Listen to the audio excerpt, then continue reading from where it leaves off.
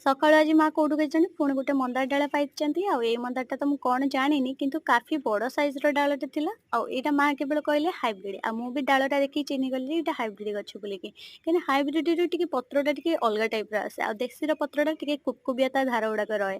ତ ସେଇଥିରୁ ହିଁ ସହଜରେ ମୁଁ ଜାଣିପାରେ କୋଉଟା ହାଇବ୍ରିଡ ଆଉ କୋଉଟା ଦେଶୀ। ତ ଏଇଟା ତ ହାଇବ୍ରିଡ ଗଛ ମା ନେଇ ଆସିଛନ୍ତି। ଆଉ ସେଇଟାକୁ କିନ୍ତୁ ମୁଁ ସାଇଜ କରୁଛି ଯୋଉଟା କି 3-4ଟା ଗଛ କରିମି ବୋଲିକି। କାହିଁକିନା କାଫି ବଡ଼ ଯଦି ଡାଳଟା ପାଇଗଲି ନା ତାକୁ 3-4ଟା ଗଛ ମୁଁ କରିଦିଏ। କାହିଁକିନା ଯଦି ଗୋଟେ ଡାଳ ରଖିବି ତାହେଲେ ସେଇଟା ପବନ ବାଜିଲା ମାନେ ଡାଳଟା ଶୋଇ ପଡ଼ିବ, ଝିଙ୍କିଯିବ ଆଉ ଚେର ବାହାରିବାକୁ ଲେଟ୍ ହବ। ସେଇଥିପାଇଁ ମୁଁ ଛୋଟ ଛୋଟ ଖଣ୍ଡ କରିଦିଏ, ଯେମିତି ମୋତେ 3-4ଟା ଗଛ ବି ମିଳିଯିବ ଆଉ ଡାଳଟା ବି ସହଜ ଲାଗିଯିବ। ମନ୍ଦାର ଡାଳ ଲାଗିବା ଆପଣଙ୍କ ପାଇଁ ଆହୁରି ସହଜ ହବ ଯଦି ଆପଣ ସେଇଠି ରସୁଣର ବ୍ୟବହାର କରିବେ। ରସୁଣ ବେଶୀ ଅଧିକା ନୁହଁ, ଗୋଟିଏ ପାଖୁଡ଼ା ହେଲେ ଆପଣଙ୍କ କାମ ସହଜ ହେଇଯିବ ପୁରା।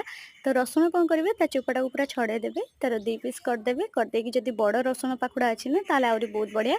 ତ ରସୁଣ ଭିତରେ ଆପଣ ଡାଳଟାକୁ ପୁରା ଚିପକେଇକି ରଖିବେ। ରଖିକି ଆପଣ ରସୁଣ ସହିତ ଡାଳ ଲଗେଇ ପାରିବେ, ନହେଲେ ରସୁଣର ଖାଲି ରସ ଲଗେଇ ବି ଲଗେଇ ପାରିବେ। ତା ସାଥିରେ ଆପଣ ଯୋଉ ରୁଟିଂ ପାଉଡର ବ୍ୟବହାର କରନ୍ତି ନା, ରୁଟିଂ ପାଉଡର ସମାନ କାମ ଆପଣଙ୍କର ରସୁଣ କରିବ। ରସୁଣ ପାଇଁ ବହୁତ ଜଲ୍ଦି ଡାଳରୁ ଚେର ବାହାରିଥାଏ ଆଉ ଡାଳ ସହଜରେ ଲାଗିଥାଏ। ଡାଳ ଝିମ୍କା ମାରିବା ଏସବୁ କିଛି ବି ଅସୁବିଧା ଦେଖାଦେବନି। ତାପରେ ମୁଁ ତାର କାଟିଥିବା ବ୍ରାଞ୍ଚରେ ପାଣି ପ୍ରଥମେ ସ୍ପ୍ରିଙ୍କଲ କରିଦେଲି, ତାପରେ ମାଟି ଟିକେ ଲଗେଇଦେଲି। କାହିଁକିନା ମାଟି ଜାଗାରେ ଆପଣ ଏଲୋଭେରା ବି ଲଗେଇ ପାରିବେ, ଗୋବର କିନ୍ତୁ ଜମା ଲଗାନ୍ତିନି। ବହୁତ ଜଣ ଗୋବରକୁ ଲଗେଇ ଦିଅନ୍ତି କଟା ଜାଗାରେ।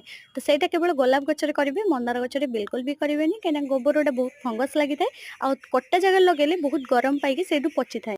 ସେଥିପାଇଁ ଗୋବର ନ ଲଗେଇକି ମାଟି ସେଇ ଜାଗାରେ ଟିକେ ଲଗେଇଦେବେ, ନହେଲେ ଏଲୋଭେରା ଗୋଟେ ଲିଫ୍ କାଟି ଆଣିକି ତା ଦେହରେ ଲଗେଇକି ରଖିଦେବେ। ତ ସିଏ ବି ମୋତେ ଡାଳ ଶୁଖିବାକୁ ଦବନି କି କଳା ପଡ଼ିବାକୁ ଦବନି ଆଉ ଆରାମସେ ଆପଣଙ୍କ ଡାଳ ଲାଗିକି ଗୋଟେ ଗଛ ହେଇଯିବ। ତ ମୁଁ ଏଠି ପାଣି ସ୍ପ୍ରିଙ୍କଲ କରି ତାକୁ ସାଇଡ୍ କରିଦେଇଛି ଯେମିତି ଥଣ୍ଡା ଜାଗାରେ ରହିବ। ଆଉ ଏଇ ଡାଳ କେମିତି ଲଗାଉଛି ନେକ୍ସଟ ଭିଡ଼ିଓ ଦେଖିବାକୁ ପାଇବି। ରହିଲି, ବାଏ ବାଏ।